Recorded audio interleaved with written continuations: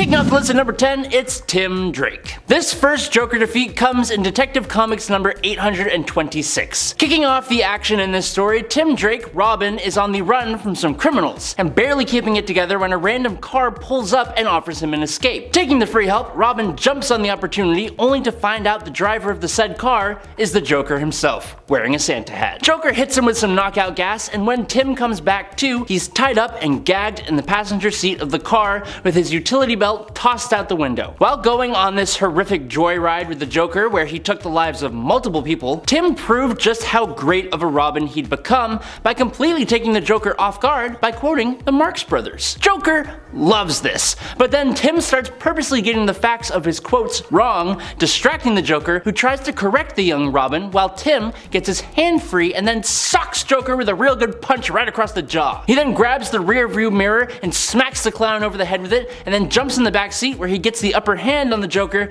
taking his own gas and spraying it in the Joker's face. Joker goes flying out the car door and has to throw himself off of a bridge to avoid getting hit by a truck. He got a Robin once, but he ain't gonna get this one.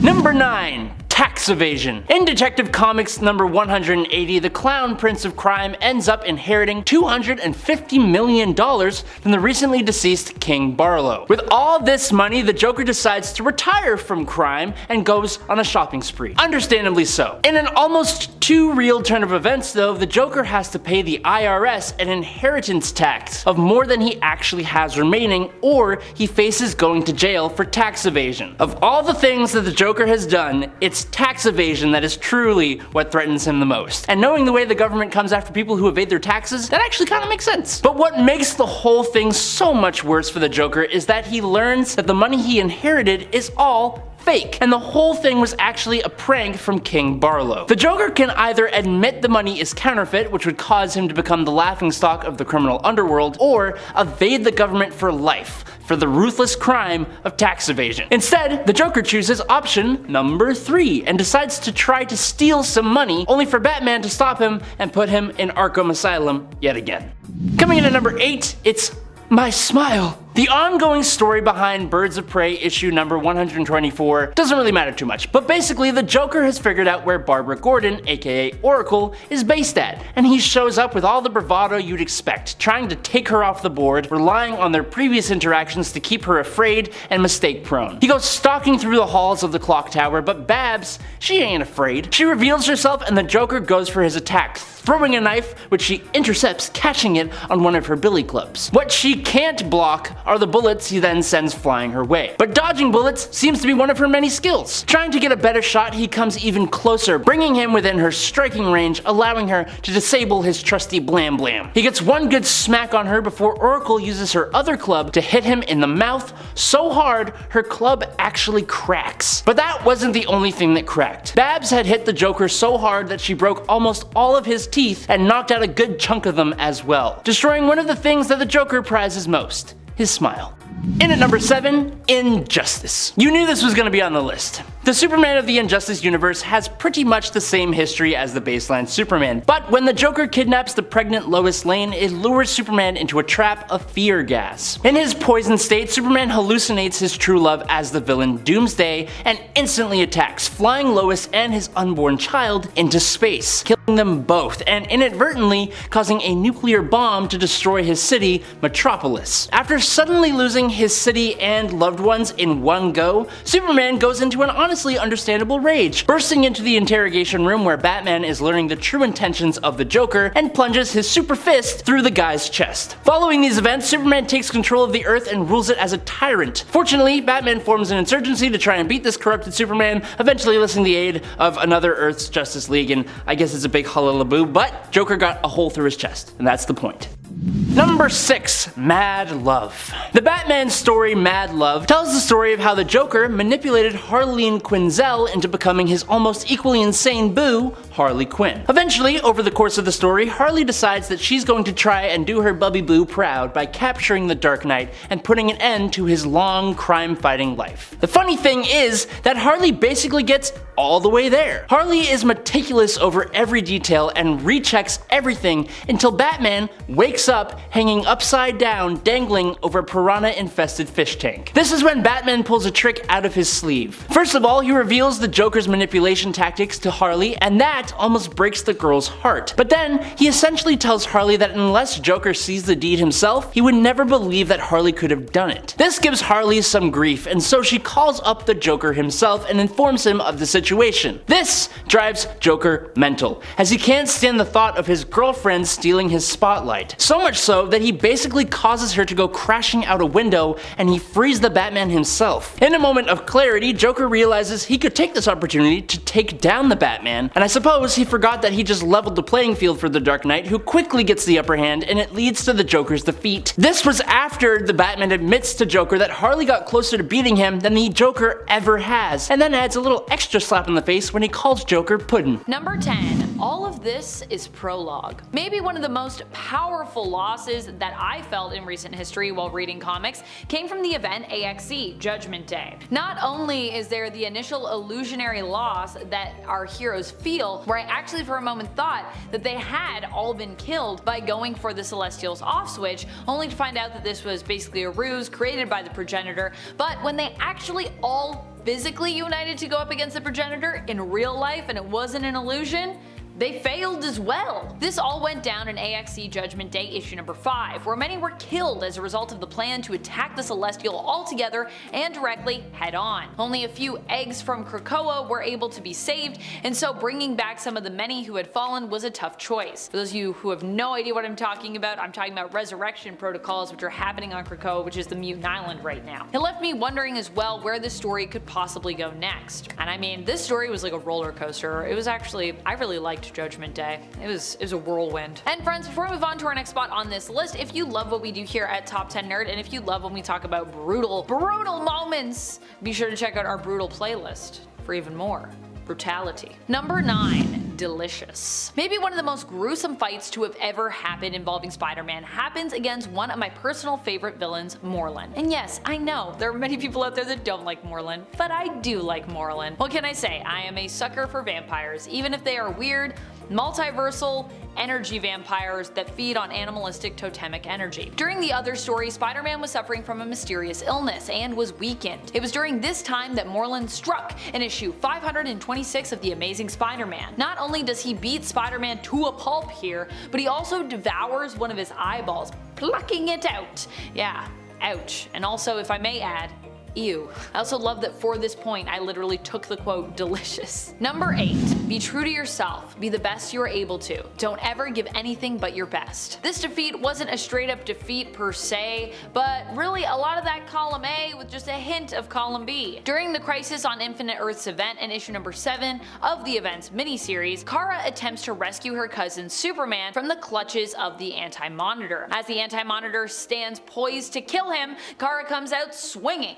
Here, Supergirl proved just how fierce she can be and how determined when it came to protecting others. Ultimately, she was defeated and even killed in this fearsome fight, but at least she did succeed in destroying Anti-Monitor's machines here, and with the help of Dr. Light, saving Cal. Supergirl sacrificed her life to save her cousin, but her death also served to remind him of his own mortality. Number 7. You'll only be remembered as a madman. Professor X really cannot catch a break. In almost every universe he is in, he dies at some point, and usually pretty terribly. And in the case of the Ultimate Universe, he died by having his neck snapped by Magneto during Ultimatum. But hey, at least he got an on-panel death. Very few were quite so lucky during Ultimatum. Though it does feel weird to call being defeated lucky, but here we are. Xavier's famous last words to Magneto are warning him that he has gone too far, and that regardless of what he thinks he can do, wipe out the entire world as though he were a god, wash the human race from its surface, that he will not win, and in fact will go down in history as another madman. Just another madman. When Xavier compares him to the leader of Germany during World War II, however, the Chancellor of the German Reich, you know who I'm talking about, that causes Magneto to snap, which makes sense given Magneto's history. He snapped Xavier's neck in response, so while Magneto would not ultimately win the greater war here, he would win this battle at least, pretty permanently, because you know, Xavier's dead. Number 6. What a lucky man I was. I think the wild thing here is how little is said or thought in this fight. Well, I mean, there are no thought bubbles. I'm sure people are thinking, but we don't get to know what they are because, you know, this defeat comes from the battle between Superman and Doomsday, but in the animated film, The Death of Superman. So yeah, no thought bubbles here. The fight here between Superman and Doomsday somehow comes across as even more brutal and devastating to me than in the comics. Superman is choked by his own cape at one point, which Doomsday rips in the process, and when Superman is ready to give up, it is Doomsday's direct threat to Lois Lane, who tosses a rock at the brute in the midst of the fight, brave Lois Lane, that inspires Superman to get up one last time. Lois shares that she got Clark's note, and she confesses that she shares his feelings and actually loves him back. Not willing to see the woman he loves die,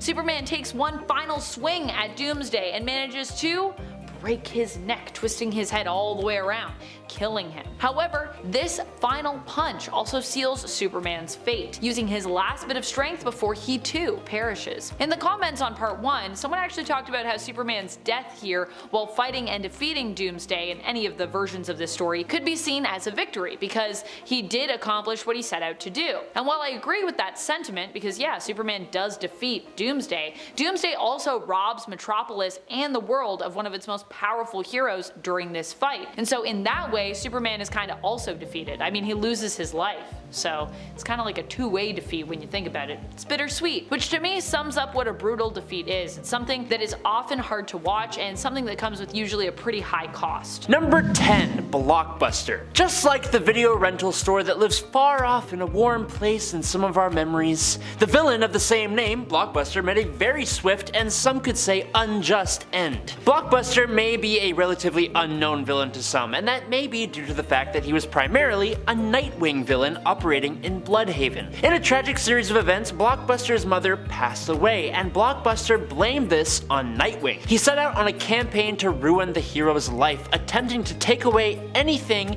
and anyone that mattered to Dick Grayson instead of trying to hurt Nightwing himself. When Nightwing was at his absolute lowest in Nightwing 1996 number 93 from 2004, after a slog of a fight that moved out onto a fire escape, Nightwing had Blockbuster on the ropes when the new vigilante, Tarantula, showed up ready to bring Blockbuster to an end. Now, in a move I just did not see coming, Nightwing leaves his morals at the door, realizing Blockbuster will never stop, and he steps aside to allow Tarantula to end the villain's life. He then went and freaked the hell out while Tarantula started to seduce him. It was really weird, but it happened. Number 9. Spider-Man vs. Firelord. I think it is a well-known fact that Spider-Man pulls his punches. It's part of the reason he is one of the best heroes, but I always forget how much he actually pulls those punches. For example, in The Amazing Spider-Man issue 270, a black-suited Spider-Man puts one hell of a beating on a former Herald of Galactus, Firelord. Previously, Firelord had been wandering the cosmos when he stopped in New York to enjoy the culture, I guess, only to be attacked by firemen and then kicked in the face by Spider-Man. Now, the Lord of Fire wants his revenge. After leading Firelord on a merry chase through office buildings, Grand Central Station, the subway system, into a construction zone, having a building demolished on top of the fiery villain, and then leading him to a gas station which explodes, Spider-Man, at his wit's end, musters all his effort and his spider sense to lay an incredible beatdown of speed, agility, and raw strength on Firelord, getting so lost in his bloodlust until Captain America and the Avengers show up to be like, dude, you got him. Chill out. And in at number 8 is Deadpool vs. Bullseye. Reading through issue 11 of the 2008 volume of Deadpool just made me remember why I love Deadpool. Not that I forgot or anything, but man, he's just nuts, which makes it so good when the foe he faces is almost just as bonkers as he is. This time, it's Hawkeye, but not actually Hawkeye. It's actually Bullseye dressed as Hawkeye because this is happening during Dark Reign, and that's a long story on its own, which maybe we should do an attempt to explain of that at some point. For now though, Bullseye/Hawkeye has been contracted to take down Deadpool. In the last issue, he managed to get an arrow right through Mr. Pool's noggin. So, in this this issue, Deadpool takes it out and his brain is still half regenerated as he tries to take on Bullseye at this meat farm. Now listening to his half-formed brain, Deadpool takes cover into a meat locker and decides his best course of action is to, quote, be the meat, and he suits up in a butchered pig, using it as makeshift armor. Wade charges Mr. I, who had conveniently run out of arrows, lands a good crack, rack, and a crock, and then takes a swift kick to the no man's land. The fight transitions to the kitchen where Bull's Hawkeye, or whatever you want to call him, comes at Wade with a buzzsaw, and Deadpool, wielding two meat hooks, trips, grips, and sends a hook straight through this fellow mercenary's chest. The dynamic between these two psychos is just a treat to read, but I'd honestly recommend just reading the whole of this volume of Deadpool itself. It's fantastic. Number 7. Storm and Emma Frost. A bit of a lesser known rivalry between two comic book characters is the one between Aurora Monroe, Storm of the X-Men, and Emma Frost, the White Queen of the Hellfire Club. Now back in the day, Emma was a villain more than anything else, and during Uncanny X-Men 151 and 152, the White Queen ambushed Storm, using her telepathic powers to swap their bodies, and then enacted a plan for the Hellfire Club to attack the X-Mansion. Now after a whole lot of kerfuffle involving Kitty Pryde, Emma lost control of Storm's powers, and that gave Storm the opportunity to swap their minds back. Storm gets the tempest caused by Frost under control, then saves the White Queen from a massive fall, all heroic-like, but being the villain, Emma tries yet again to attack Miss Monroe, prompting Storm to straight up smack Emma with a massive bolt of lightning. She flies up into the air, raging like the goddess she is, then flies back down, grabs Frost by the throat, and scares the hell out of her by almost taking her life, before Wolverine, of all people, talks her back to morality. It's fantastic. I love Emma Frost, but I think because of this, I love Storm a little bit more. Number 6. Kingpin vs. Grey Hulk. The Hulk is an interesting character. He's gone through many changes over time, even having different identities than just his regular green, savage, smashy smash one. One of his first, when he was still a Grey Hulk, would be Joe Fixit. Joe Fixit is a persona of the Hulk who is a relatively intelligent Las Vegas mob enforcer. It's great. Well, this year, in 2023, he got his own series. Fixit is specifically the enforcer for the Berengeti crime family, and in the series, Mr. Berengeti's operation becomes the focus of a certain Wilson Fisk, aka the Kingpin of Crime, who is planning to strong-arm a takeover. Problem is, you can't really strong-arm anything when one of the people you're facing off against is the Incredible Hulk. The best part about Joe Fixit is the fact that no one seems to be able to work out that he is just another version of the Hulk, so he is constantly underestimated. Within the first few moments of Kingpin's meeting with Mr. Berengeti, the plan he had goes south very quickly, and he decides to smash the man's desk, which is when Mr. Fixit enters the fray. Fisk's goon is slapped aside like a piece of unwanted salami, and then Fisk, who has gone toe-to-toe with Spider-Man, who, as we know from part 1 of this list, is usually holding back, comes bull charging at Fixit, who obviously tanks 3 blows without flinching before grabbing Wilson's fist, hoisting the massive villain over his head, and then throwing him through the floor into the casino, and then picking him up and slamming him down into the floor again, and then holding his arm hostage until Fisk says that the meeting is over in English, then French, then Pig Latin. Priceless. But coming in at number 10 is Jack Frost. When Jimmy Olsen was on a game show back in the Silver Age series Superman's Pal Jimmy Olsen number 33, a special prism appeared randomly in a garbage dump that, for some reason, turned the thoughts of the game show contestants into reality. Just go with it, it's a comic book, okay? So, when Jimmy answered a game show question with Jack Frost, that's exactly who appeared. Jack Frost, as a villain, threatened to plunge the world into a new ice age. Now I'm sure that's not at all what Jimmy had in mind, but luckily he is Superman's pal, so what was Superman's solution? Simple. He would just go fly into space and move the frickin' sun closer to the Earth. Not only is this an absolutely ridiculous feat, which is theoretically completely impossible, but it was incredibly embarrassing looking for Jack Frost, who had to run away from Superman, who was essentially chasing the freezing villain with the sun. Once Jack Frost had retreated into a deep, cold cave, Superman put the sun back where he got it so it didn't destroy the Earth. The bonkers part about this is that he did all this nonchalantly as if he was moving furniture. Number 9. Hank Henshaw. After Superman's infamous death at the hands of Doomsday and his not exactly surprising return to life, Superman had to clean up the messes made in his absence, including some imposter Supermen, one of which would be the cyborg Superman Hank Henshaw that took over the role of Superman in his place. This cyborg wasn't really doing a great job with his Supermaning, and I think most would agree that he was really tarnishing the name of Superman. Because he was. Hank ruined Supes' memorial, and more importantly, he had just blown up Coast City, taking the life of millions of people. Now, when Superman actually returns from the dead, he doesn't have his powers back just yet, so the conflict actually lasts a little while. But once Superman gets his powers back, you best believe he beats this sucker, and in one page no less. Hank is a cyborg, like I said, so Superman ends this guy by simply punching him straight through the chest and then using his super speed to shake him so fast his screws come loose and he just straight up falls apart. Superman shook this sucker to death. Number 8. The Marquis of Death. In 2009's Fantastic Four number 566, Dr. Victor Von Doom reveals to us and his people that he had learned almost everything he knows from one incredibly powerful reality warping villain called the Marquis of Death. With his master now on his way to see how Dr. Doom had fared as ruler over the Earth. Only when the Marquis shows up with his mysterious new apprentice, he was less than happy with the progress Doom had made on Earth, and to punish his old apprentice, he attacks. The Marquis completely warped reality, making Doom think he had actually won the fight, and then snatched the victory away, set him on fire, turned his heart to stone and his blood to acid, and then sent him back in time to the Pliocene age to be eaten by megalodons.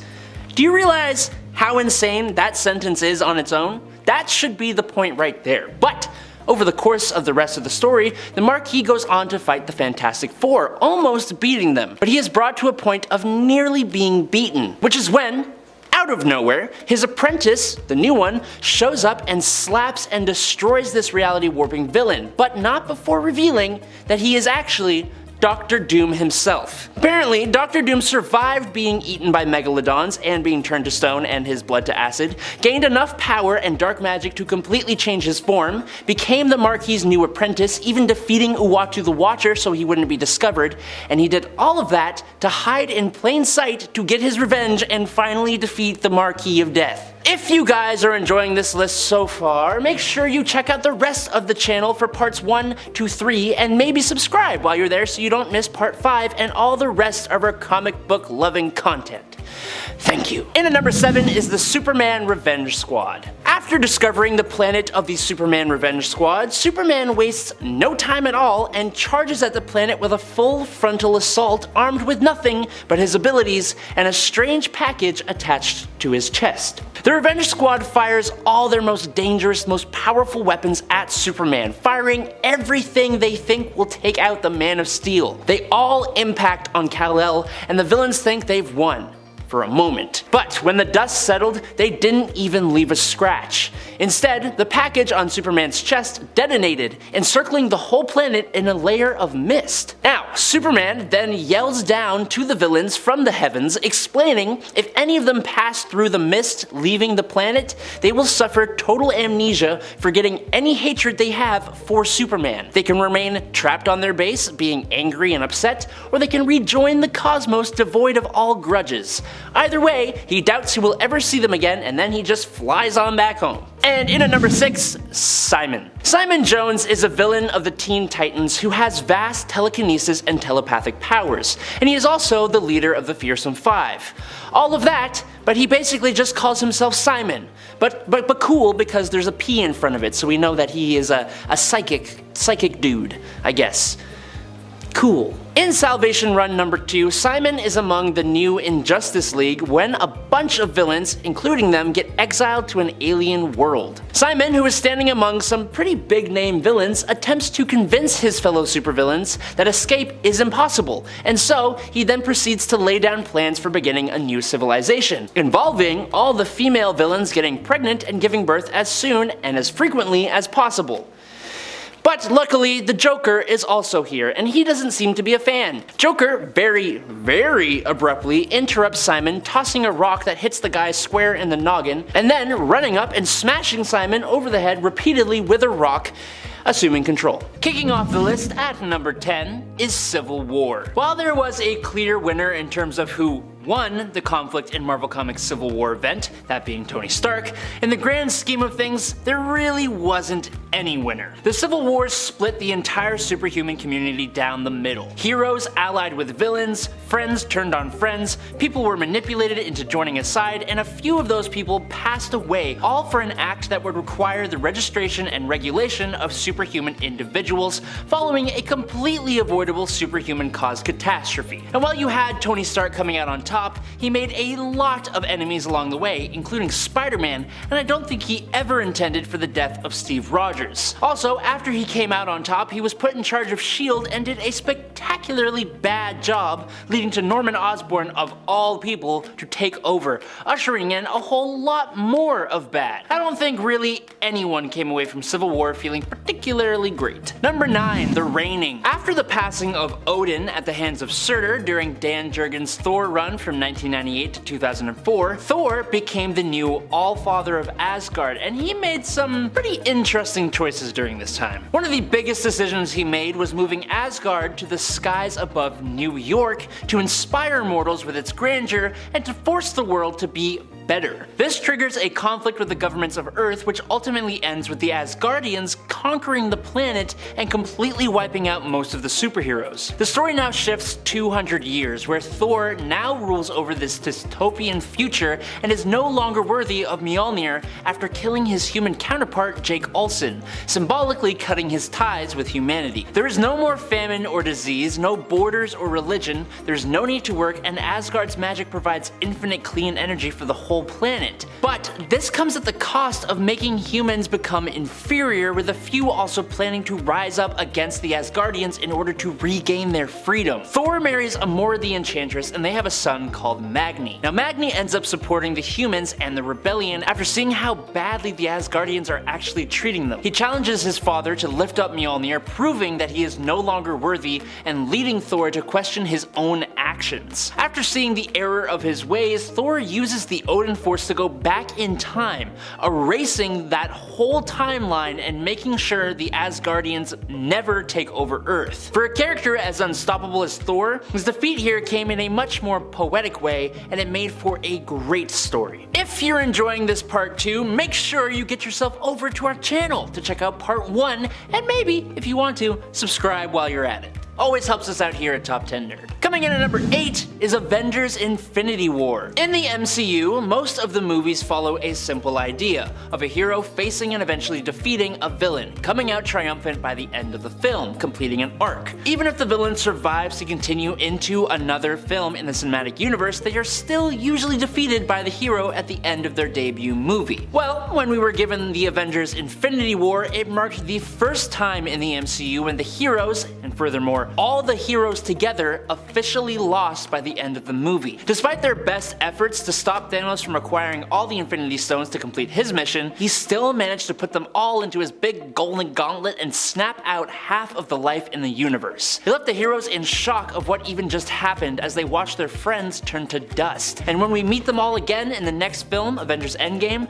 they've all been left reeling and trying to move forward from such a massive defeat, which led to one of their greatest victories. Number 7, Shazam Injustice. In the Injustice game, Superman is the tyrant ruler of the Earth. Most of the other heroes have either joined him or joined Batman as part of an effort to thwart Superman and bring him down. One of the heroes who remained on Superman's side was actually Billy Batson, Shazam. This is surprising to pretty much everyone, but seeing that Billy Batson is only a kid, more susceptible to some manipulation, it starts to make more sense. It also makes it very brutal when Superman takes down Shazam for turning on Superman and mentioning the now dead Lois Lane. Superman takes down Billy frighteningly quick, using his frost breath to freeze Shazam's mouth shut, stopping him from using his signature phrase, and then melting his brain through his eyes with his heat vision. Now I don't know if this would actually work in any other continuity. I don't see why not, but Shazam has proven himself more than capable to take on Superman. Either way, it made me immediately hate this version of Superman, and it made me pretty darn sad at the same time. Number 6. Ultimate Spider-Man. Ultimate Spider-Man is one of the most beloved Spider-Man runs ever, which made The Death of Spider-Man such a hard comic to read. Norman Osborn, the Green Goblin, escapes the Triskelion along with Dr. Octopus, Sandman, Kraven the Hunter, Electro, and Vulture, and hides in an apartment building near Central Park. With S.H.I.E.L.D. occupied by an explosion, Osborn tells the 6 sinister villains that it's the perfect time to do God's work and finally take out Spider-Man. Now Otto objects to this plan, but Norman overpowers Otto and deals a fatal blow to him. Learning this, Peter heads to where the battle took place to find Otto's body. He goes off to investigate where Norman was said to be, but when he leaves, he ends up spotting Captain America standing over a beaten Nick Fury and sees the Punisher aiming a rifle at Cap. That's all part of a separate issue, but he immediately dives towards Cap and pushes him out of the way, taking the bullet on himself. Now while it wasn't fatal, in his weakened state he had a much harder time facing off against Green Goblin and his collected villains. Peter puts up one hell of a heroic fight with the help of Aunt May, the Human Torch, and Mary Jane, taking out pretty much everyone until he faces this super amped up version of Green Goblin. Fighting on his last legs, he's helped out by Mary Jane, who shares one last kiss with Peter before he defeats the Goblin and then suffers his final blow from an explosion. He then passes away in the arms of Mary Jane in a pretty iconic panel, and now I want to cry. So that's great. Number 10. Deceased Batman. In the Deceased universe, the world is infected with an anti-life virus that infects people and turns them into zombies when they look at a screen. This story is apocalyptic in nature, so naturally there are a lot of brutal moments of heroes being killed by the zombie hordes. Probably the most devastating of them is what happens to the Bat family. Nightwing and Tim Drake are infected by the virus and go to Wayne Manor and attack Batman and Alfred. They bite the Dark Knight, infecting him. Alfred is forced to put down Dick and Tim with a shotgun, and Batman tries to slow the infection by getting into one of Mr. Freeze's cryosuits. He puts together a package for Damian containing a batsuit for him and turns. Alfred is forced to put him down with a shotgun and leaves the cave, thinking about how he had to put an end to 3 of his children. To make things even worse, in a later story in this universe, it is discovered that there is actually a cure for the virus, and Alfred has to grapple with the fact that he killed his sons when they could have been saved. Number 9. Old Man Logan. On Earth 800,007,128, where the Old Man Logan story takes place, Captain America's old foe, the Red Skull, managed to organize all of the Earth's supervillains and used them to defeat all of the heroes of their world and take over the United States. As he explained to a dying Captain America, Abomination was given California, although a crazed Hulk gang would eventually take this over. Dr. Doom was given the Bible Belt, and Magneto was given Las Vegas, although this was eventually taken over by the Kingpin. Red Skull took over the White House and installed himself as dictator. Worst of all was how the villains defeated the X-Men. Wolverine was monitoring the situation with Jubilee when the X-Mansion was suddenly attacked by supervillains. As the children fled, Wolverine made a brave final stand against the bad guys, cutting them down one at a time until there were none left. It was then that Mysterio revealed that the whole thing had been an illusion, and Logan had been attacking his own teammates the entire time. This was so devastating that Logan walked away from the situation due to his guilt,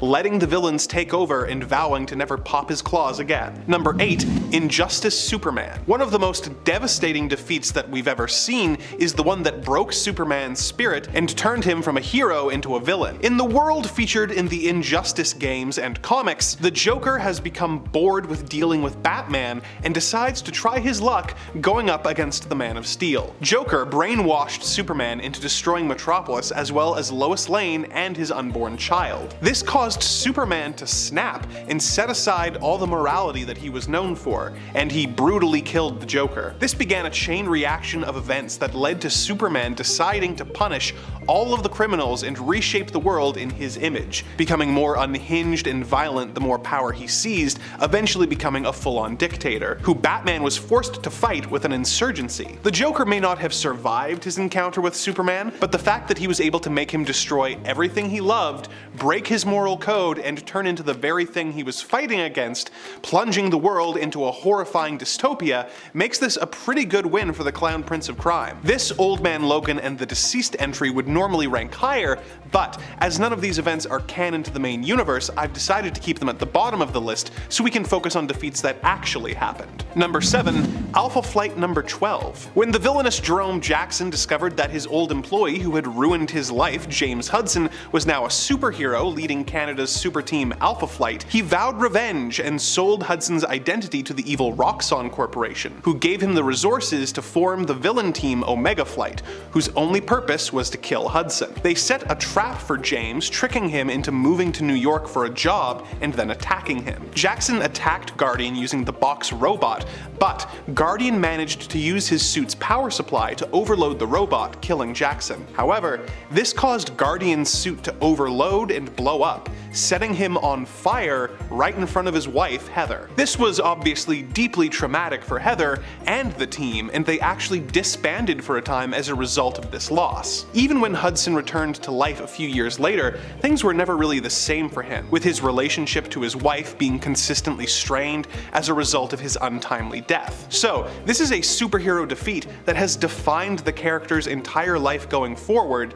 coloring it with an inescapable misery. Number 6. The death of Gwen Stacy. For a lot of his early run as the Green Goblin, Norman Osborn had no memories of his criminal activities, due to the Goblin being a separate personality. Green Goblin tangled with Spider-Man several times over the years, with Goblin eventually swearing to bring misery and pain into Spider-Man's life as revenge for always stopping his schemes. He eventually was able to follow Spidey and watch him change in an alley, discovering that he was really Peter Parker. Osborn eventually became aware of his Goblin side and embraced it, and concocted a scheme to ruin Spider-Man's life. It's not actually a particularly complicated scheme when you think about it. In Amazing Spider-Man number 121, the Green Goblin kidnapped Peter's girlfriend, Gwen Stacy, and then threw her off of a bridge. Spider-Man managed to snag her with a web, but the whiplash caused by her sudden stop caused her to break her neck. So, the Goblin achieved his goal of causing Peter as much pain as possible. Number 10. Iska loses in victory. I love this defeat because it happens in the form of a victory, which is pretty weird and pretty great. This takes place when Iska is challenged by the Fisher King to a battle of loss, in essence challenging Iska to see who has felt and experienced the most loss. In this way, the Fisher King kinda sneakily defeats Iska by making her step down from a direct battle after feeling the weight of all she has lost as a result of her powers. And the weird thing is, technically she wins the fight because she feels more loss, but in doing so she kinda loses in the way that the Fisher King wanted her to. While Iska's mutant power is to never lose, challenging her in this way basically ensures she will win. So having to feel and reflect on all the pain she has suffered and caused. As such, this causes Iska to leave Arakko, planet Arakko, unable to carry on, at least momentarily, in her fight against her fellow mutants, and causing her to step down from her place on the Great Ring, which many people feel she no longer deserved as someone who so deeply betrayed Arakko during their fight against Uranos, even if it was, her own powers that compelled her to do so. And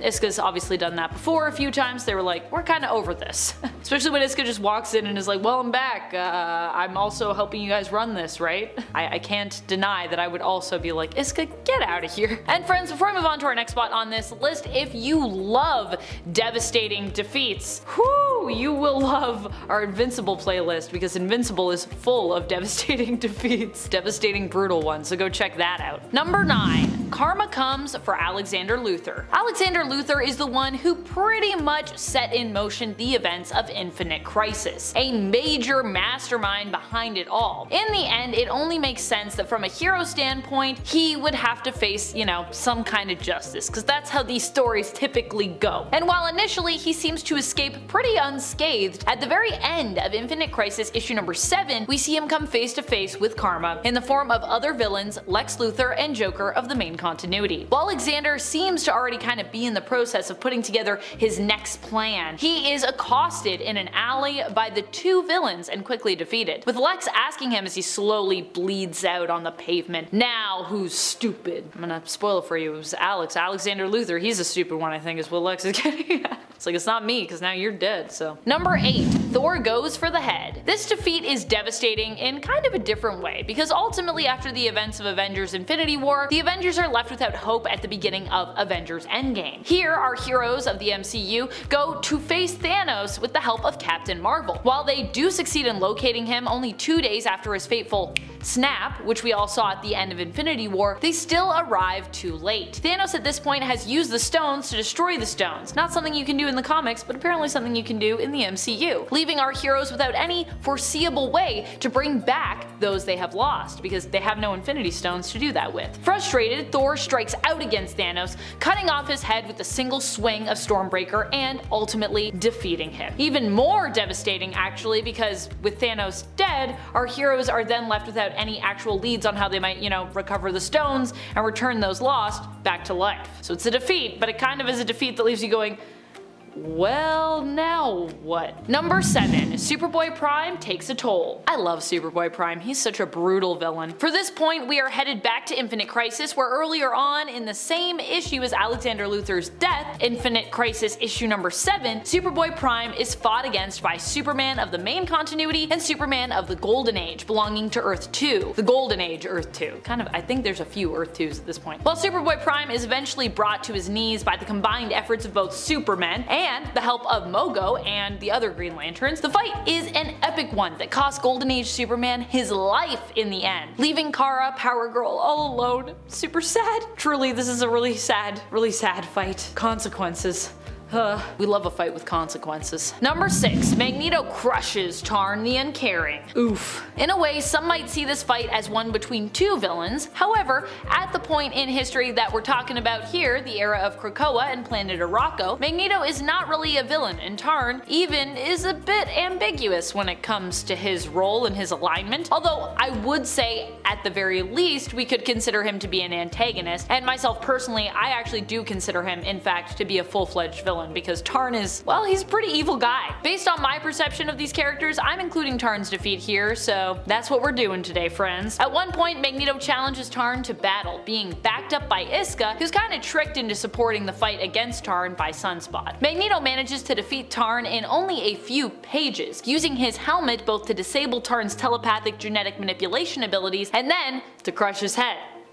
Yikes. Number 10. Superman's new costume. Superman at one point had a new costume made for him. The costume was created for him by Lex Luthor, but Superman apparently didn't recognize his bald nemesis because he was in a disguise, i.e. he was wearing a wig. The other fail here on Superman's part comes from the fact that there was literally something built into the suit that he should have noticed. A giant ball of lead. Well, maybe not a giant ball of lead, but a sizable ball of lead. You'd think Superman would see that and immediately be suspicious, because although yes, he can't actually use his X-ray vision on lead, that makes it a lot more obvious that, like, hey, that's lead. The lead actually contained kryptonite, Superman's weakness, and Luthor designed the suit so that he could trigger when the lead would be eroded away by acid to reveal the kryptonite, which would weaken Superman at the most opportune time. Also, Superman, this suit is just not very good. How did you not notice something was up with this? It literally has a giant green box across the chest that just reads in blocky letters Superman, and it's bright yellow with purple accents. Bruh. And friends, before we move on to our next spot on this list, if you love what we do here at Top 10 Nerd, why not show us you love us by clicking that like. Number 9. Big Barda is defeated by her own weapon. At one point, Big Barda is living on Earth and she has her purse stolen. The man who steals it takes chase, not realizing who he is just stolen from and that a powerful weapon, her Mega Rod, is in that purse. While escaping into the sewers, he runs into another being from Apocalypse, Sleaze. Sleaze takes the purse, and when Big Barda finally catches up, surprises her by knocking her out with her own weapon, because he knows how to use a Mega Rod. He later would use the Mega Rod to control Barda's mind and will, and even tried to force her and Superman to make a raunchy tape together using Barda's Mega Rod. Oh geez, sleaze. Oof. Number 8. Wonder Woman is bound. One of the dumbest ways that Wonder Woman has been defeated actually correlates to one of her most classic and well-known weaknesses, being bound. In fact, traditionally, this only worked if she was bound by a man. Doing so would reduce her to becoming simply mortal, stripping away all her godlike powers and abilities. Although, to be fair, even a normal woman might be strong or skilled enough to actually escape these bonds. So you would think Wonder Woman might also be. And yes, I understand that this weakness also has symbolic significance for this character, but relative to the character and how powerful she normally is, it's still kinda dumb. Because it's like, yeah, you're powerful all the time, but if a man bounds you, that's it? You just lose it all? Wow.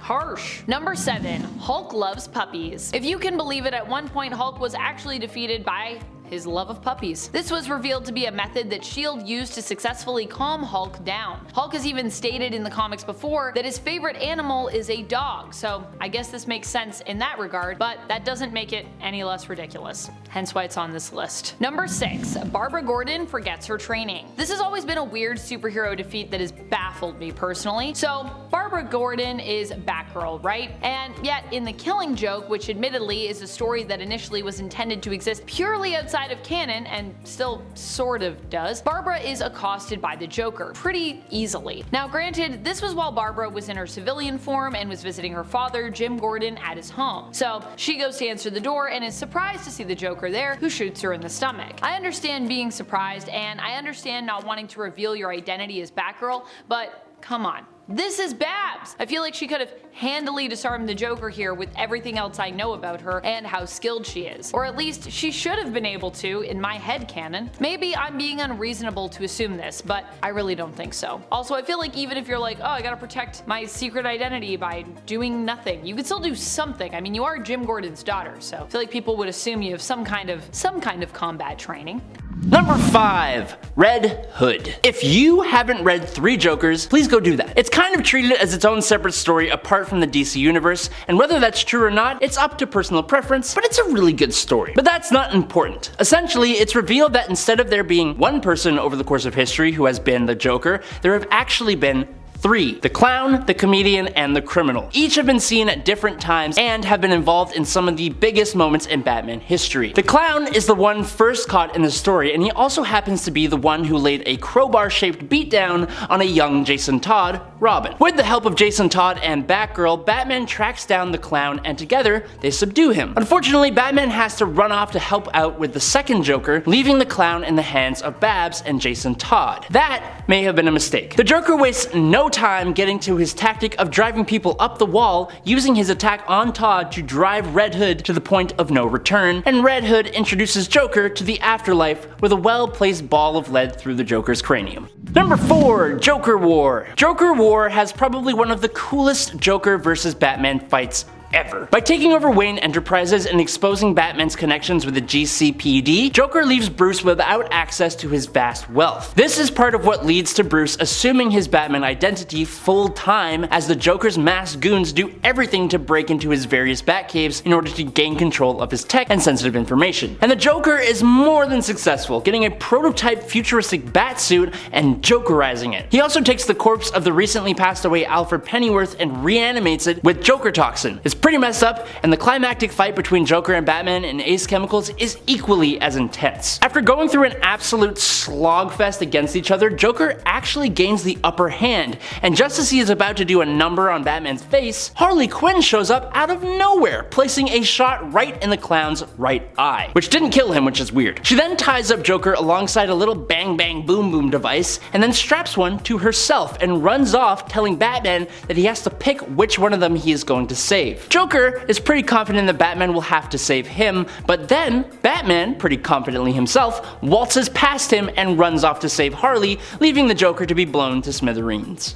Number 3. Paralyzed. In the lead up to Joker War that we just talked about, Joker actually pays a visit to one member of the Bat family in particular. In Batgirl number 47, Barbara gets home and is chillaxing on the couch when she begins to realize that her things are ever so slightly out of place, alerting her to someone else's presence in the room. Like a ninja, she hurls a glass into the dark, smashing it into the Joker's grinning mug. After getting in more than a few good solid hits on the Joker, the criminal turns the tables by whipping out a small remote, pressing a button, and deactivating the implant in Barbara's spine that restored her ability to walk. The Joker reveals that his remote can apparently manipulate Barbara's body to move against her will. But even that doesn't faze Barbara too much. Instead, she starts to psychologically torment the Joker, using the fact that he is obsessed with the Dark Knight to manipulate him where she wants him. In a rather twisted turn of events, she ends up having the last laugh when she uses a sharp pipe to stab herself in the back, fully disabling the implant and Joker's hold on her. And then she hurtles that same pipe into the Joker's spine, seemingly paralyzing him.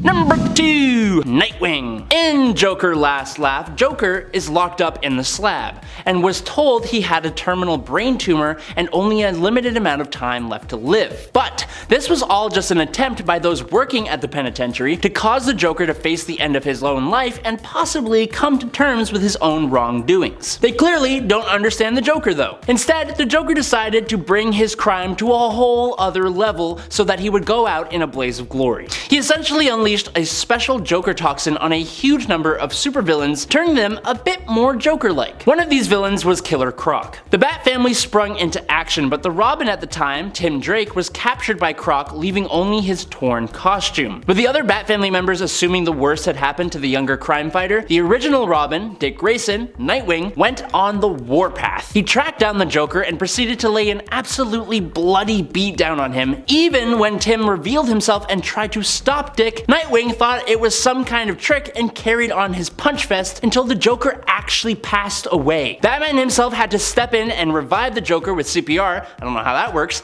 but for a moment there, Nightwing actually beat the Joker into the afterlife. And finally, in at our number 1 spot, he stabs himself. For our number 1 spot, it only makes sense to talk about Joker's very first appearance and also his very first embarrassing defeat. In Batman numero uno, we are introduced to the Joker for the first time. The Joker has been the perpetrator of some pretty vicious crimes across Gotham, and the Batman ends up on the case. When the two first get into an altercation, the Joker actually gets the upper hand on Bruce, whacking him with a good haymaker and then a kick before pushing him off a bridge. It's not until a bit later, after the Joker has caused a whole whack more unfortunate deaths and even faced the Batman a few more times, even getting kicked in the face by the Boy Wonder himself, that the Joker makes a triumphant return. Sort of. After a whole altercation at a museum, the Joker is pursued by both Batman and his Boy Wonder. In the final climactic battle, Bruce and Robin have Joker on the ropes until Joker pulls out a dagger, trying to bring the Batman down for good. Turns out, Batman is pretty quick, who'd have thought, and he sidesteps, causing the Joker to accidentally plunge the dagger into his own chest. But as we are all pretty well aware of, this wasn't his true end. In fact, it was just his beginning. Number 5. Yeah, I always get up. Man, when it comes to tragic Spider-Man deaths, for a guy that seems to always survive just about anything, we sure have a lot of those. And Into the Spider-Verse, there are multiple Spider-Men and women, Spider-Folks as I like to say, and the reality of Miles Morales, he is Spider-Man, but even in his reality, there was a Peter Parker who was the original Spider-Man. Tragically, almost as soon as Miles gets to know him and he sees that Miles also has spider-like abilities, he's gone, leaving Miles without a mentor until he meets the alternate reality Peter B. Parker. Peter dies while trying to stop Kingpin's plot to open up portals to other dimensions, in the hopes of reviving the family that he lost. After passing on a USB key, or a goober, as it is called by Peter B, to Miles to use it to stop the collider, Kingpin and Prowler confront Spider-Man, and when Peter warns Kingpin that his plan will both destroy the world and ultimately fail in the process, or I mean at least destroy New York here, Kingpin loses his cool, slamming his fists into an already exhausted Spider-Man's chest, killing him. Number 4. This is going to hurt you a lot more than it does me. Famous words that come from Joker before he brutally attacks Jason Todd with a crowbar. This all went down in the Batman story A Death in the Family. Fans at the time were able to vote on whether or not Jason Todd would live or die. After the brutal attack on his life in issue 427 that ends with an explosion going off which buries Jason's body in rubble, in issue number 428 we'd get our answer to that fateful question. And ultimately it would be established that Jason had, in fact, died. Although much later on we learned this wasn't quite true when he seemingly returned from the dead years later as the antagonistic anti-hero Red Hood. Number 3. You losing your cool, Brucey? This is probably one of the most brutal in terms of the devastation that was physically wrought here. For this point we're talking about Wolverine versus Hulk, but in the Ultimate Universe. And you know it's going to be brutal because it's the Ultimate Universe. Wolverine was tasked with hunting down Hulk for fury,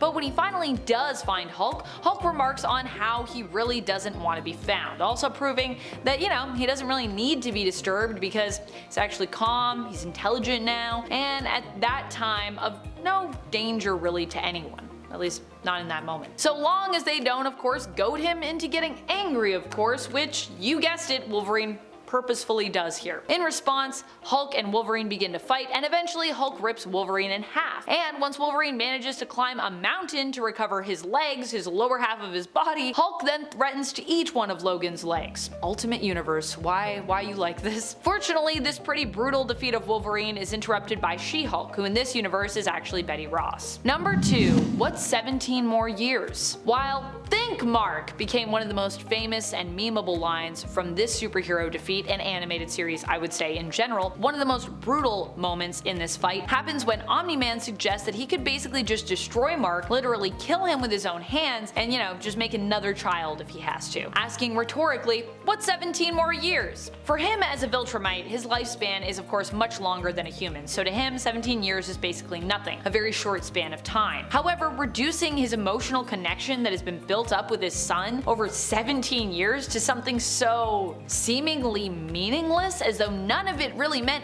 anything, makes the beating that Mark takes here just even more brutal. Granted, in the greater scheme of things, we know it isn't this simple for Omni-Man, who, it is revealed, does love his son and is unable to actually swing the killing blow, probably because of that. So, number 1. It was a nice piece of work, Kingpin. You shouldn't have signed it. It doesn't get more awful than this defeat right here. This one happened as a greater part of the famous Daredevil story Born Again. In issue number 227 of Daredevil, we are told the story titled appropriately Apocalypse. And indeed, if you are Matt Murdock, it would certainly feel like the apocalypse. Here, Kingpin finds out Daredevil's secret identity and uses it not to simply kill him, but instead to destroy his entire life. First, he comes for his law practice, making it seem as though Matt bribed a witness in a case. But he doesn't stop there. He comes after his finances, his sanity, and even blows up his apartment, and in the process, destroys his costume. However, while DD is left feeling pretty defeated by,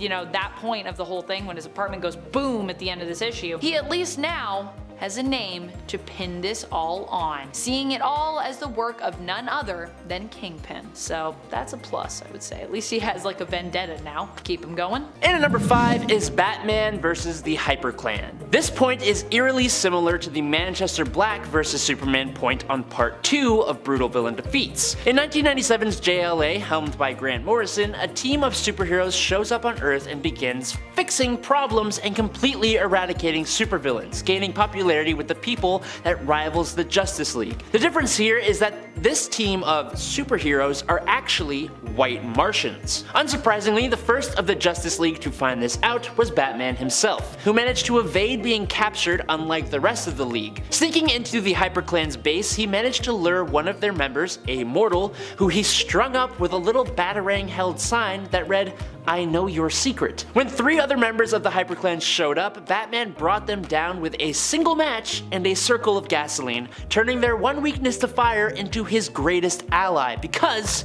he's Batman. Number 4. Darkseid. Darkseid is not a character you mess with. He's incredibly powerful with an insanely capable mind, and the ability to practically never pass away. Sure, we could talk about his defeat at the hands of Batman, but that's kinda boring. Batman's a regular guy, sure, but he's also Batman. What we want to talk about is Volume 3, Issue number 2 and 3 of this comic called Superpowers. This comic was made to go along with a toy line, so we already should slightly suspend our knowledge of what various heroes and villains are actually capable of for right now. Now, in the story, Darkseid's Omega effect had been dwindled to almost nothing thanks to Mr. Miracle, Tyr, and Mr. Freeze. After being betrayed by his people, he winds up teleporting to Earth with the last of his energy. Now, covered in a cloak, Darkseid is forced to to rob a store just to find more clothes and remain unnoticed. But just after he does so, Darkseid is confronted by a pair of muggers in an alleyway. A pair of regular old human muggers who bully him, threaten him, and then knock him out cold with a chain just to rifle through his pockets and run off into the night. But the best part is how he looks up with a big Darkseid frown and goes, "Oh, surely my plight can sink no lower." You never see Darkseid like this, and certainly not in a fedora and a trench coat. Mwah. Number 3, Staro versus the Justice League. Despite how ridiculous the idea of a massive starfish-looking alien that can control minds is, Staro the Conqueror is still one of the Justice League's earliest and most dangerous foes. All the way back in the Brave and the Bold issue 28 from 1960 is our first ever introduction to Staro. Now this was before he used starfish facehuggers to control minds and instead would use a telepathic beam to control huge scores of people. When Staro did this to a town of people using one of his deputies, the Flash happened to take note of the fact that one kid, Snapper Carr, who was possibly the most annoying kid to grace the pages of comics, was immune to the effects of Staro's mental control. But it was a mystery as to why. It turns out that Snapper was covered in calcium oxide, aka lime, from when he was working on a lawn earlier in the day. Lime, used by oystermen to fight starfish off of their oysters, also happens to block the powers of Staro, curiously enough, and so Green Lantern grabs a bunch of barrels of the stuff from a nearby farm, and the Flash grabs bags and bags of it from a chemical warehouse, and they team up to proceed to absolutely cover Staro in lime, imprisoning the Conqueror in an unbreakable shell of lime. As it says in the comics, a living statue of lime. Number 2, Firestorm versus Parasite. Rudolph Jones found himself exposed to a strange form of radiation, which changed him into a bald, green-skinned parasite with the ability to absorb the life energy of others. Well, in Firestorm, the Nuclear Man, issue number 86, Parasite is released from an area he is being held in and goes on a rampage, draining multiple people of their life energy, including Firehawk, who fell pretty easily to this villain. Now luckily, the hero Firestorm is nearby. At this point in time, Firestorm has become the world's fire elemental and received a pretty significant power boost. Almost as if to prove this, Firestorm comes in hot on Parasite with a blast of flame, and then, when Parasite tries to drain Firestorm's power, the hero is completely unaffected as he says, quote, "My powers come not from myself, but from the earth. I don't have power, I am power." And in a last-ditch effort, Parasite decides to try and trade energy blasts with Firestorm. Now unfortunately for Parasite, it is nowhere near an equal fight. He uses up all of the energy he took from Firestorm, and then just trying to hold back Firestorm's blast, Parasite goes through his own reserved life energy until he is on the brink. Realizing he will lose, he begs Firestorm to stop, saying that Firestorm would bring the end for Parasite, to which Firestorm simply says, "That was my intention." Luckily for him, Parasite was saved by the allies of Firestorm who told him to stop, but this hero left Parasite emaciated from using up his own energy. And finally, and at number 1 is Joker versus the Red Skull. Now look, the Joker is a maniac, an absolutely insane criminal lunatic, but hey, he is an American criminal lunatic, goddamn. Which means dealing with someone with the past of the Red Skull is an absolute no-no. Yes, these two villains teamed up together in the Batman and Captain America Team-Up Special, back when DC and Marvel actually got along with each other. Naturally, these heroes' two greatest villains team up to take them on, but I guess it turns out that even Joker is above the morals of a World War II era war criminal. The Red Skull hires the Joker to steal an atomic doomsday device, which the Clown Prince of Crime totally agrees to do, until he sees Red Skull waltz out with a certain symbol front and center on his outfit, indicating his involvement in WW2, which is then confidently confirmed by the Red Skull. This is when the Joker delivers the line about being an American criminal lunatic, and the two simultaneously attack each other, Joker with his venom and the Red Skull with his, quote, dust of death, which they are both immune to. This is when Joker gets smacked over the back of the head with a wrench, but eventually the fight makes it onto a plane where the Joker overpowers Red Skull and they both go tumbling down through the sky alongside the atomic device they stole, destroying them both in the middle of the Atlantic Ocean. Now I don't know if I'm more shocked at Joker's switching of sides or the fact that they had a fist fight while straddling the top of an active fat boy. It could be either, I don't know. Number 5, Captain Boomerang. This brutal defeat is so quick and so abrupt there isn't even much I can really say about it other than you should never put a captain up against a general. In 2016 Suicide Squad, in literally the second issue, Task Force X are sent on a mission to Russia to retrieve or destroy an unknown device. Well, turns out that the device is actually a portal to the Phantom Zone. Rather than leave it be, which would probably have been smart, Captain Boomerang approaches the portal and is almost instantly incinerated down to his ankles by none other than General Zod, using his heat vision. I doubt the Boomerang guy would have been able to help much in the squad's fight against Zod, and honestly it's a miracle any of them survived at all, but I never expected this to happen so abruptly and to one of the main members of the squad. And in at number 4 is Mr. Mxyzptlk. The villain known as Mr. Mxyzptlk is both incredibly powerful, but he also doesn't really do anything that bad. He's usually just a big old nuisance. In Superman Whatever Happened to the Man of Tomorrow, a whole bunch of Superman's villains all make their play on the Man of Steel, and when their threat is ended, Superman is still left wondering why the heck this is all happening, when he realizes the only villain that wasn't among them was the fifth dimensional imp himself, which is when he finally reveals himself. He goes on about how, being completely immortal, he gets really bored. He spent 2,000 years just floating around doing nothing, and then 2,000 years doing good deeds and being nice, and then he spent 2,000 years being a mischievous little imp, and now, of all times, he decides he's gonna start being evil, and his first evil act is to kick off the next 2 millennia, well, by taking out Superman. That's basically what he says. But I don't think it was like that. Anyways, Mr. Mix reveals his horrendous true form and goes on the attack. Unfortunately, Superman's girl Lois Lane figured out what to do. Superman grabbed the Phantom Zone projector, and as he was about to use it on this magical imp, Mr. Mix spoke his name backwards, which would return him back to the 5th dimension. Unfortunately, this happened simultaneously, and Mxyzptlk was torn in half between both the Phantom Zone and the 5th dimension. And apparently Superman did this completely on purpose, and then he runs off to go and sulk about it. Number 3. Dinosaurus. The Viltrumites from the Invincible comic series are a race of near invulnerable, incredibly strong, world-conquering aliens, but none among them stands as strong and as invulnerable as Grand Regent Thrag. Battle-hardened over thousands of years, only the most powerful characters can even hope to stand mano-a-mano against this powerhouse. David Anders, the villain known as Dinosaurus, is not one of those characters. While Dinosaurus is very strong, it's more so his intelligence that is his greatest weapon. Dinosaurus allied himself with Invincible around issue 90 of the comic, and in an attempt on Mark's life by Thrag, Dinosaurus comes to Invincible's aid, which he had to know would not go well. Dinosaurus attacks Thrag, but his claws shatter like glass on Thrag's skin. Thrag then proceeds to pummel Mr. Anders, only stopping when he was distracted by an explosion. This brief moment of pause gave Dinosaurus the chance to chomp on the Grand Regent's head, but unfortunately, just like his claws,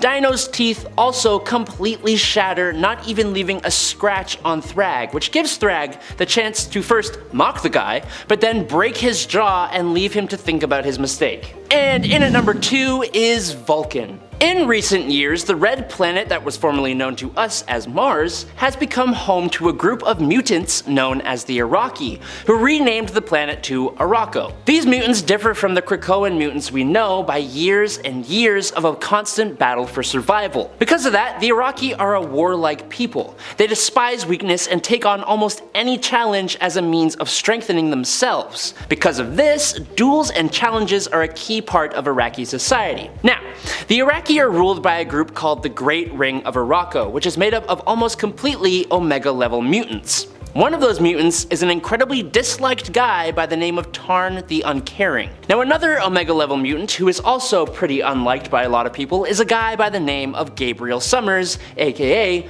Vulcan, who wields massive energy manipulation abilities, which he can use to take away mutant powers. The problem is, Tarn's ability is also to take away mutant powers.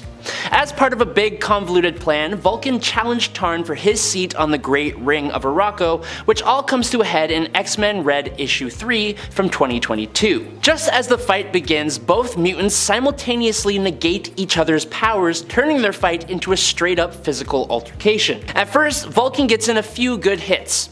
Meaning 2. He gets 2 hits. But he didn't seem to take Tarn's face tentacles into account, one of which catches Vulcan's fist, allowing Tarn to land a face-shattering punch. He then grabs Vulcan's arm with one hand and completely snaps it, then slams his face into the Coliseum floor and crushes it with 3 swift punches, winning the fight. And in at number 1 is Tarn the Uncaring. Ooh, surprise! You thought that was the end of the story. Well, nope. Right after Tarn has turned Vulcan into a floor decoration, he celebrates his win, exclaiming that he is unkillable and asking who will challenge him now. And to his surprise, someone answers. You see, another powerful mutant who is also hanging out on Arakko is none other than Magneto, who has been featured a few times in this series. Magneto comes floating into the Coliseum with his helmet and calls Tarn a stain on the planet, challenging the recently victorious mutant whose psychokinetic power-stealing abilities have now returned. But if you think that will put Magneto at a disadvantage, you are sorely mistaken. Araki combatants are allowed to use weapons outside of their powers, and like I said, Magneto had his helmet, which, if you are unaware, blocks mental powers. Before Tarn even finishes his sentence to accept the challenge, Magneto uses his metal-controlling powers to slam his helmet onto Tarn's head, blocking his powers from being used, and then, in one swift move, he crushes the helmet and Tarn's head like a can of pop. It's so fast and so ruthless, and it's the most badass moment I have ever seen. Number 5, Countdown to Infinite Crisis. I think we can all agree that it's incredibly rare to see a mainline superhero taken out of the picture. And if it does happen, it's usually in a huge blaze of glory like SpiderMan up there, or an incredibly tragic moment, or after a long momentous battle with cancer in the case of Marvel's Mar-Vell. So when Ted Kord, Blue Beetle, was erased from existence thanks to a bullet from a barrel at the hands of Maxwell Lord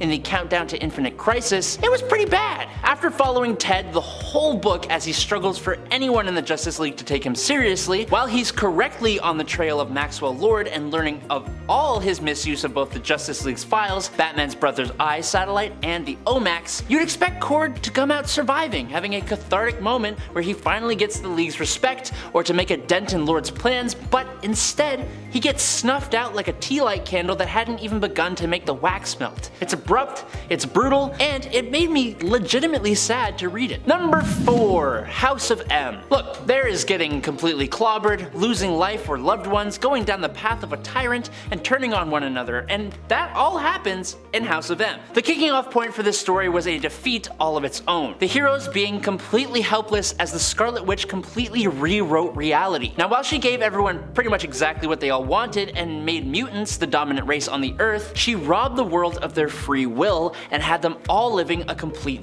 lie. And when that lie was uncovered, the Scarlet Witch lost more than she already had. Blaming that loss on her inclusion as a mutant, she spoke the 3 little words of no more mutants, and all at once, the mutant species suffered one of its most devastating defeats. All at once, 986,618 mutants were depowered, leaving some in situations that saw them lose their lives, thanks to the decimation. It was first estimated that 91.4% of the world's mutant population lost their powers overnight, leaving less than 200 mutants in the world. The Xavier Institute's mutant students count went down from 182 to just 27. This left mutants on the brink of complete extinction. Number 3, Hush. Batman has a bit of a habit for being infallible, or at least I think that's what he likes to tell himself. So, when someone gets the better of him, it hurts. But when that someone is a childhood best friend, I can imagine it hurts quite a bit more. In the 2003 story Batman Hush, Bruce Wayne's childhood friend, Dr. Tommy Elliot, comes back to Gotham, but unbeknownst to Bruce, Tommy has a plan in place. Working with the Riddler and a large array of Batman's rogues gallery, including Killer Croc, Clayface, Harley Quinn, Poison Ivy, and even the Joker, Tommy orchestrates a huge plan manipulating events and those closest to Bruce Wayne to leave Batman distracted, outsmarted, paranoid, and ultimately subdued. He uses intimate details of Bruce's life against him in an attempt to take down Batman and have him unmasked at Arkham Asylum, all in some weird attempt for revenge against Bruce's father and a promise made by baby Bruce. Now if it wasn't for the intervention of Jim Gordon and a reformed Two-Face, Batman would have completely lost, being broken down over the course of the story by his old friend. Number 2, Pain of the Gods. If we are talking devastating defeats, Comics, a really good place to look would be issues 101 to 106 of JLA from 2004, a storyline titled Pain of the Gods that details each member of the Justice League's biggest failures. It is absolutely depressing, but on the bright side, perfect for this list. It kicks off with Superman, who arrives to save people trapped in a burning building. Now, an unnamed hero shows up to lend a hand while Superman saves those inside, and he brings them to safety until an explosion goes off, burning the other superhero to a crisp. The second issue follows Flash as he fails to save two younger people from a burning building, finding them when it was too late and the smoke inhalation had got them. He then goes around the city installing fire detectors in every single house, getting mad at a family who didn't find time to go install a new battery. In issue 3, we see John Stewart, Green Lantern, trapped between two separate domestics. He rushes to one and prevents it, but when he makes it to the other, it was arguably worse and resulted in a loss of life. The next issue follows Martian Manhunter, but this time it's more of his failings to understand the emotion that we experience as humans, and his alienation from that, and the pain of losing his entire species. It's really interesting, honestly, but moving on to issue 105, this one follows Wonder Woman, and for the Amazon, it was an extremely close near-death experience at the hands of a new supervillain that drove her down a path of needing some emotional support. Now, each issue ends with the team coming together for each other as a support system, and it's actually really sweet. And it all wraps up in the final issue with a story that was happening alongside everything else I talked about, but I'll leave that for you to read for yourself because it's really cool and I think you'll like it. And finally, in at number 1, it's Nightfall. There are many deranged and off-the-wall villains in Batman's rogues gallery, and while the Dark Knight has suffered losses and defeats at the hands of a few, none of those defeats are as infamous as the one he suffered at the hands of Bane. By issue 11 of the Broken Bat part of the arc, Bane had managed to find out that Bruce Wayne was indeed Batman. Bane surprised Bruce at his home, pumped himself with venom, and laid a brutal beatdown on the Dark Knight in his own home. The fight continued on into the Batcave, and being completely taken by surprise, Batman is on his last legs when the venom-fueled tank of a man lifted Batman over his head and dropped him spine first onto his massive back-breaking knee. This brutal move, captured in one of the most iconic panels ever, put the Batman completely out of commission, requiring him to choose another to fill his role as the protector of Gotham until he could make his final triumphant return. Number 5, the death of Superman. When a brutal and savage creature called Doomsday came to Earth, he had only one thing on his mind: destruction. He destroyed a small town and tore through the Justice League as they attacked him. No matter what was thrown at him, Doomsday would not go down. It soon became clear as Doomsday continued to shrug off attacks that this was a job for Superman. Superman went up against the creature as Metropolis bore the brunt of the damage. Doomsday was so powerful that Superman had to use the full force of his powers without holding back at all. He took an incredible beating, but managed to kill the creature in the end. Unfortunately, he had taken so much damage while doing so that he passed away in the arms of a distraught Lois Lane. So really, this fight is more of a tie when you think about it. The world was devastated at the loss of Superman as they mourned their hero in a massive funeral and wondered what would become of them now. Perhaps the most devastating element of this affair was that Superman's parents, John and Martha Kent, weren't able to attend their son's funeral as his secret identity would be compromised, and because Superman was entombed at a Metropolis memorial, they were unable to bury their son and instead had to bury a few of Clark Kent's possessions instead. Number 4, a death in the family. The Joker has made a long career of making Batman miserable by racking up massive body counts while enacting twisted schemes to bring Gotham City to its knees. Batman is usually able to stop the Joker before he achieves his ultimate goal, but sometimes the Clown Prince of Crime gets the better of the Dark Knight. The most infamous example of this was when the Joker captured the second Robin, Jason Todd. He beat him with a crowbar and left him in a warehouse that was rigged to explode. Batman almost got there in time to save Jason, but Robin was blown to smithereens. Batman tried to arrest the Joker, but in a bizarre twist, because the Joker was acting as the ambassador to Iran at the time, he was not charged with the crime due to diplomatic immunity. Batman did stop the Joker from completing completing his plan to gas the UN, but considering that Batman considers losing Jason his greatest failure, that kinda makes it the Joker's greatest win. And considering how much trauma the incident caused Jason once he returned to life, and the fact that it drove him to become a murderous vigilante whose relationship with Batman is tense at best as a result, it has been a long-lasting and fruitful victory for the Ace of Knaves known as the Joker, and a bitter defeat for the Dark Knight. Number 3. The Ultimatum Wave. In Ultimatum, Magneto has been driven mad at the loss of his children, and decides that rather than destroying humanity in order to make the world safe for mutants, he's just gonna kill everyone. He uses a doomsday device and his powers to shift the world off of its axis, causing disasters all over the globe. Much of Europe, including all of Latveria, is frozen under a layer of ice, and New York is hit by a massive tidal wave. Millions of people all over the world die in the attack, including Nightcrawler and Hank McCoy. Magneto then sends out more of his minions to destroy the heroes, causing the brutal deaths of several more heroes, including Hank Pym, Doctor Strange, and Thor, just to name a few. The most devastating moment is when Pym finds his wife Janet being eaten by the Blob, and responds by entering his giant man form, picking up the Blob and biting his head off. Professor X gets personally murdered by Magneto, and all seems lost. The heroes are eventually able to stop Magneto from destroying the rest of the world, but the initial defeat caused millions of deaths of both heroes and civilians, and the resulting anti-mutant sentiment and pain of the survivors changed things in the Ultimate Universe forever. Number 2.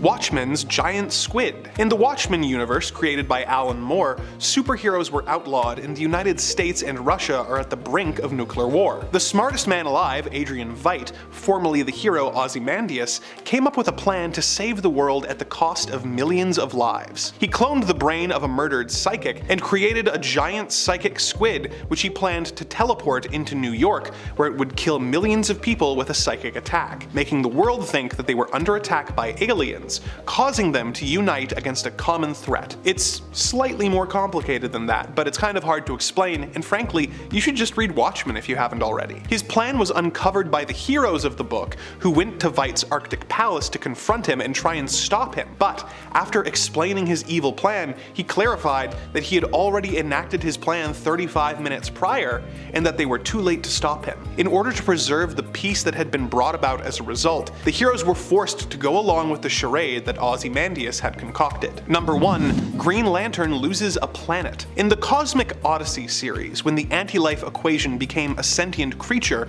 it split itself into 4 pieces. These anti-life aspects each went to a different planet, forcing Darkseid and Highfather to team up with Earth's heroes in order to stop them. Martian Manhunter and the Green Lantern John Stewart were sent to the planet Xanshi to deal with the threat and defuse a planet-destroying bomb. The two tracked down the explosive, but feeling that Martian Manhunter was out of his depth, an arrogant Stewart used his power ring to trap Martian Manhunter in a bubble and send him away, telling him that he would only slow him down. Unfortunately, when Green Lantern got to the explosive, he discovered that it had been painted yellow, making him incapable of defusing it with his ring. It went off, and though the ring protected Stewart and Manhunter from the blast, the planet and all of its inhabitants were killed due to the Green Lantern's arrogance and carelessness. Martian Manhunter was understandably furious at Stewart, and the Green Lantern was obviously racked with guilt that never really went away. He certainly grew from the experience, but there are few things more devastating than failing to save an entire planet because you were overconfident in your own abilities. Number 5. Wonder Woman takes a life. What have I learned from this story? Don't mess with Diana's friends or colleagues. Once more returning to the story of Infinite Crisis, but this time the beginning of it, the preamble. In issue number 219 of Wonder Woman, Diana is forced to fight against her longtime friend Superman, who is revealed to have been basically mind controlled by Maxwell Lord. Now when Diana realizes this, she heads straight for Lord, but Maxwell refuses to give up his control over Superman, promising Diana that at some point he will successfully manipulate Superman into killing Batman or Lois or even herself. She refuses to accept this, and while Lord is of course tied up with her lasso of truth, she demands that he tell her how to free Superman's mind from his influence, which obviously he's going to be compelled to tell the truth about that. Maxwell responds with simply 2 words, "kill me," and surprisingly, Diana does just that, snapping his neck with her bare hands. Pretty surprising. Although I guess, you know, Wonder Woman is a warrior, so sometimes she do be killing people. Number 4. Professor X creates an even greater villain. Time to talk about Fatal Attractions. This is the famous X-Men crossover story arc where Magneto uses his magnetism powers to pull out all of the adamantium from Wolverine. Terrifying to behold, but it inspires a possibly even more horrifying reaction from the X-Men's mentor and teacher, Professor X, who snaps after seeing this happen to Logan. He uses his telepathic abilities to completely wipe Magneto's mind, taking away, as he says, his greatest weapons. His hatred, his ego, his nightmares, Magneto's mind! It's all gone! This would be the catalyst event that would set up Onslaught, a powerful psionic entity who would manifest as a result of the combined darker psyches of both Professor X and Magneto. A devastating defeat, therefore, in many ways, considering, you know, what it leads to much later. Onslaught, I feel like, just goes on forever. Number 3. Starro reminisces on happier times. Oh, this one is truly brutal and devastating for me because, in a way, Starro was quite a misguided villain. This is like heartbreakingly devastating. In James Gunn's The Suicide Squad, Starro is cast in the role of antagonist, but Starro is not malicious per se, or at least not malicious without, you know, cause. Starro is an alien who was captured and used for various experiments as part of Project Starfish. The Suicide Squad has been sent to basically shut down said project after the United States learned of how dangerous the project could be if unleashed on the world. When the team finally uncovers the truth behind Project Starfish, it's too late and they kinda accidentally unleash the captive, mind-controlling cosmic being Starro on the world, or at least on Corto Maltese. Amanda Waller is surprisingly fine with all this as it will destabilize Corto Maltese, which actually benefits the US, so she's like, nah, that's cool. However, the squad decides to rebel against Waller because, I mean, there's a lot of destruction happening around them, a lot of innocent people being taken out, and they decide to take on Starro anyways. Thanks to a combination of commitment and luck, they manage to defeat Starro, but as they lay dying, Starro broadcasts their last thoughts, reminiscing on what their life was like prior to being taken captive on Earth, saying, "I was very happy, floating, staring at the stars." Sad last words. Number 2. Nova annihilates Annihilus. In Annihilation issue number 6, we see one of the most devastating villain defeats of all time. Or at least, you know, one of the most devastating methods of defeating a villain, I would say. It's happened a few times this way in the comics, actually, and each time it's still pretty devastating. Here we see this method used when Nova takes on Annihilus and defeats him by basically, like, ripping his spine out through his throat. What a way to go. I don't even know if we can actually show this one on YouTube. I don't even know if I could say that on YouTube, but I did, so I guess we'll see if it makes it in the cut. It's that devastating of a moment. Number 1. Peacemaker faces his dad. This one was a disturbing, heart-wrenching, and shocking moment from season 1 of Peacemaker, a series that surprised me in so many different and delightful ways. One such startling moment happens when Peacemaker is forced to face off against his dad, White Dragon. While we know pretty early on that Peacemaker's dad, Augie Smith, is pretty much the worst role model or parent anyone could ask for, we also see that Chris Smith, aka Peacemaker, still cares deeply for his father despite all the awful things his dad has done to him throughout his life. Rather than rightfully blame his father for his messed up upbringing, which honestly he should do, Chris seems to blame himself almost just as much, if not more, making the moment when he actually faces his father a pretty tense one. Years of pent-up rage, disappointment, shame, and frustration manifest in a single instant when White Dragon goads his son into killing him, commenting on the fact that he doesn't believe his son is in essence strong enough or man enough to even do so, and in the process causing Peacemaker to snap, pushing him past the brink and resulting in, well, Chris doing just that, killing his own supervillain father, pretty brutally too, so.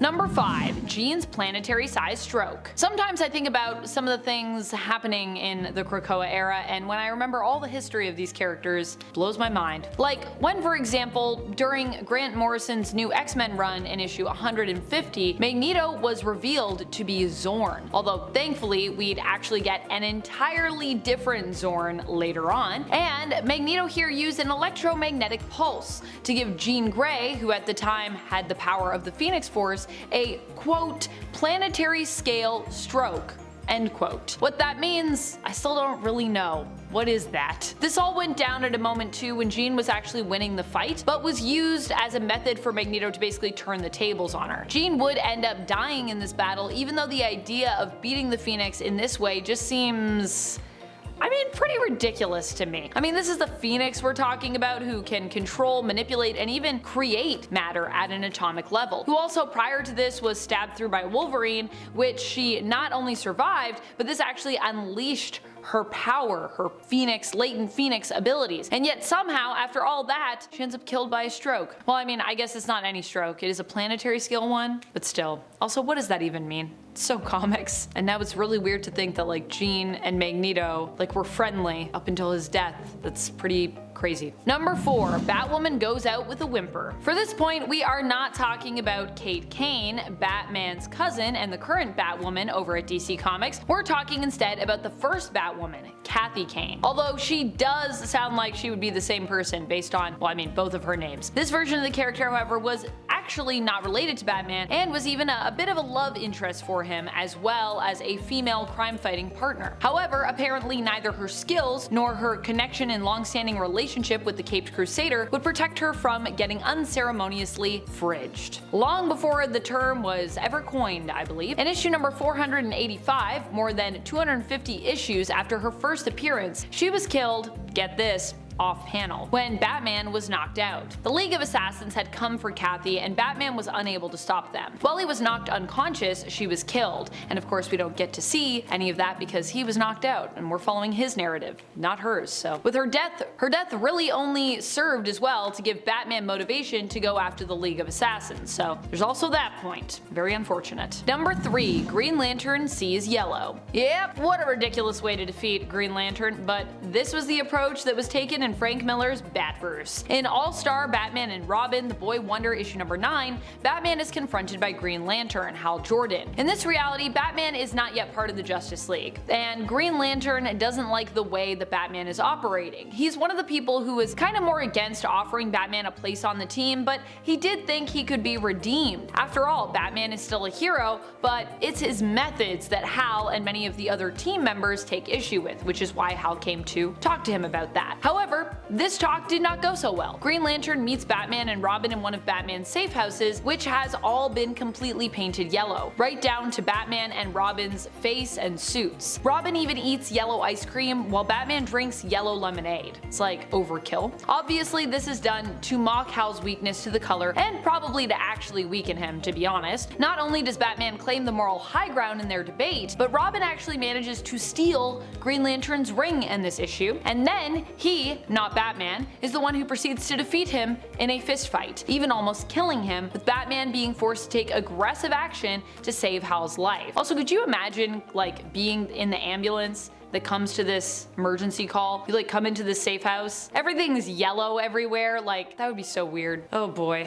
Number 2, Batman kicks the Hulk and lives. In DC Special Series issue number 27 from 1981, we get a strange mashup of Batman and the Hulk. Like many superhero team-ups, especially involving crossovers between publishers, these two end up initially forced to fight one another, with the Hulk being led to believe that Batman is his enemy, having been manipulated by the Joker. And I think we all know how we'd imagine this fight would go. Hulk versus Batman, you would think the Hulk's definitely gonna win that fight. Batman is extremely skilled, but he is just a man. During their first fight, Batman desperately attempts to defeat the Hulk by using sleeping gas. However, Hulk understands that the gas is dangerous and decides to hold his breath. Batman surmises that he needs to find a way to make the Hulk breathe, because the Hulk could probably hold his breath forever, since his lungs are so big. First of all, Batman, I don't think that's the way lungs work. Just because the Hulk has a larger lung capacity doesn't mean he could hold his breath for longer, I don't think. His body is simply larger, which is why his lungs are bigger, and lung size doesn't necessarily correlate to being skilled at holding one's breath, at least not as far as I know. In fact, the Hulk being large would likely just mean that his body requires more oxygen, hence his larger lungs. Secondly, Batman kicks Hulk in the stomach to force him to breathe, which somehow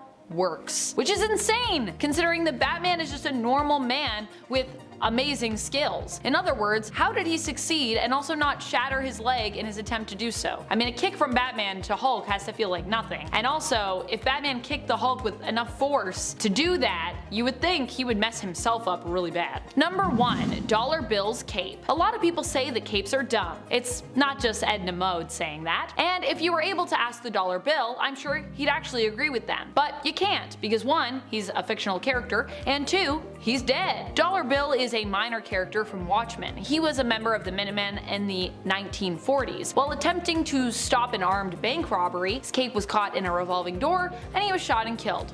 So, no capes!